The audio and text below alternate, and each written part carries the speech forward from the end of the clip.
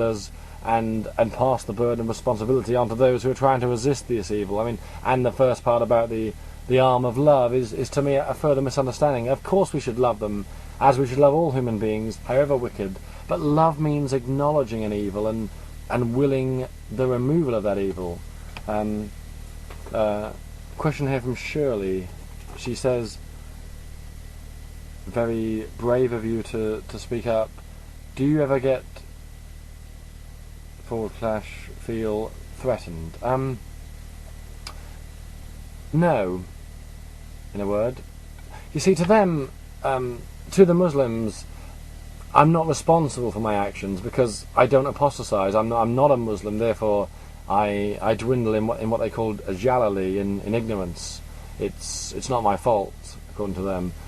Whereas Salman Rushdie, and they condemned Salman Rushdie for writing a novel, and there were plenty of people in the West, cowardly people, who chose to condemn him rather than the mullah who wished to kill him for it. I strongly recommend a book by a very beautiful and courageous and intelligent lady, Ayan Hirsi Ali, a book called Infidel, a woman with whom I often disagree, but whose book is, for the greater part, very interesting to read. I mean, she's suffered with oppression, but has survived with great dignity the worst experiences in the most repressed way. Everything from forced marriage to infibulation. A woman who believes, probably rightly, that she's the only person born in that particular hospital of her birth in Somalia who's still alive today. A very courageous woman who has sought political asylum in the United States to escape the wrath of those to whom her very existence is seen as an injustice and an incitement to murder. People who really do embody evil. People who, because of their Islamic inculcation, believe they're so sure of their entitlement to murder because their holy book says so. And if there ever were emphatic evidence needed that one can disagree with many a person's beliefs, yet still find edification and appreciation from such disparity, then I think her book is a strong case in point, actually. Now, as I alluded to earlier, I would have failed to get my point across if you thought that my only issues are with the fanatics. No, I say that Islam is, just like all false religions, dangerous for the minds of those who subscribe to such fallacy. I mean, there will ultimately be no comfort in falsehood. The truth will be made known in the end, of course.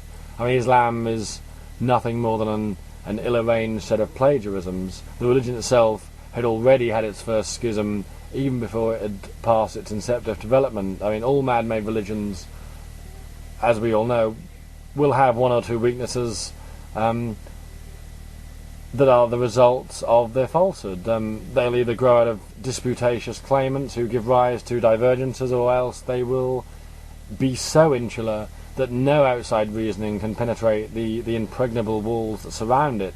I mean, Muslims base their faith in Allah, in God, and their doctrines and politics on a formless mass of illiterate, half-baked rumours with no substantive proof or attestation, which went on for centuries before any cogent writings were propagated. I mean, the Bible is actually used by Muslims as a crutch to be leaned upon to spread their nonsense. I mean, they do recognise the prophets in the Bible. I mean, Islam has almost since its inception been in this hermetically sealed discourse that has made no attempt to be self-critical. I'm sometimes asked why I think it is the case that people find it so hard to see the divergences in belief. Well, to be honest, the more Muslims I speak with, the more I'm convinced that some people really would rather dwell in the realm of illusion and delusion. It seems to me to be the case. The fact that this bad form of Islam is breeding so fast, that it's making itself distinguishable from the merely unhelpful tenets of Islam is no good thing. And I have to say, this is one of the drawbacks of having a president like Bush who never says the right thing and doesn't really understand much about cultures and belief systems outside of his own. Combine that with a British electorate that believes much of what it's told by those who say we shouldn't get too close, and it really does retard the process.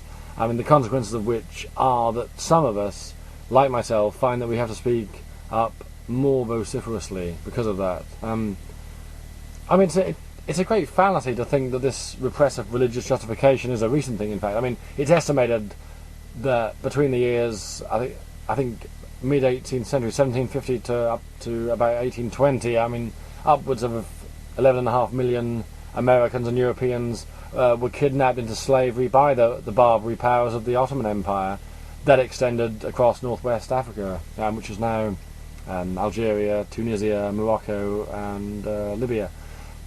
They commanded the Straits of Gibraltar, the approaches to the Mediterranean and the Atlantic, and in order to capture ships and take the crew hostage. And of course, the feelings towards England, one must remember, was vastly different to the feelings towards America. I mean, it was seen as a sort of political quid pro quo. After all, I mean, it should be remembered that the Americans did not take part in the Crusades, nor in the reconquest of Andalusia. I mean, American rivalry has been a relatively and comparably recent affair. I mean, note this justification was, of course, found in the surahs of the Quran, which says that it's the right of Muslims to wage war and enslave the inhabitants of any country that chooses to subscribe to different belief systems. By different, of course, they mean non-Muslim beliefs. That's to say, I mean, nothing of the Muslims that subscribe to different versions of the extremist truths. All the evidence has shown that it was only their own limited scope which was prohibiting them. I mean, that it's now the case that the dream for them is one which many fundamentalists believe they can make a reality. I mean, there are a large number of Muslims, very persuasive Muslims, who wish to do away with all the states, governments and nations in the world that are opposed to Islam. You can be sure that such impassioned convictions will be spread quite rapidly amongst impressionable young men who are easily persuaded that murdering innocent people is doing Allah's work for the glory of Islam. I mean, look at the situation in Sudan over the past few years. This is a country that has a system of Sharia law based on the Quran and on the Hadith. Look at the mess it became under such ordinances.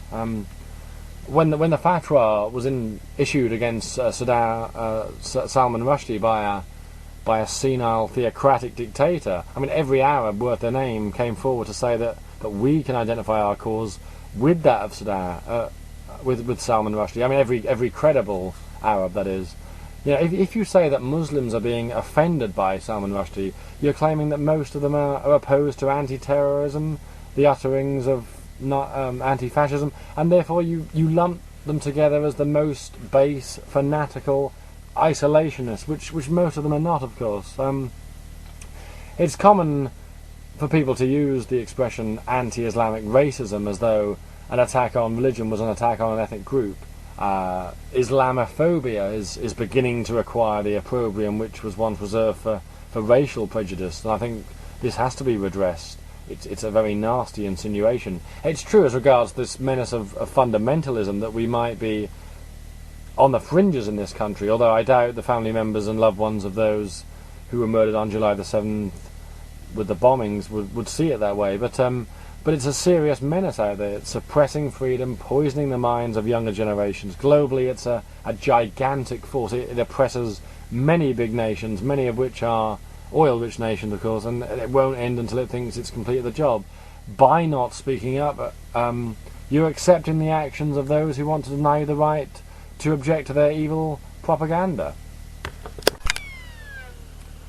And of course, nowhere is the menace more foreboding than in Iran, a country in which they have a fascist fundamentalist, a puppet leader, in a regime that wishes to acquire an arsenal of nuclear weapons and bring on Armageddon.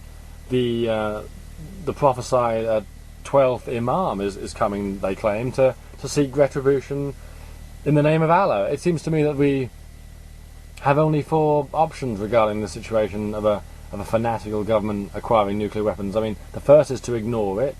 The second is to help them negotiate a uranium enrichment program if they drop their nuclear weapons. The third is to oppose it and rally the international community to forcibly stop it. This seems quite unrealistic.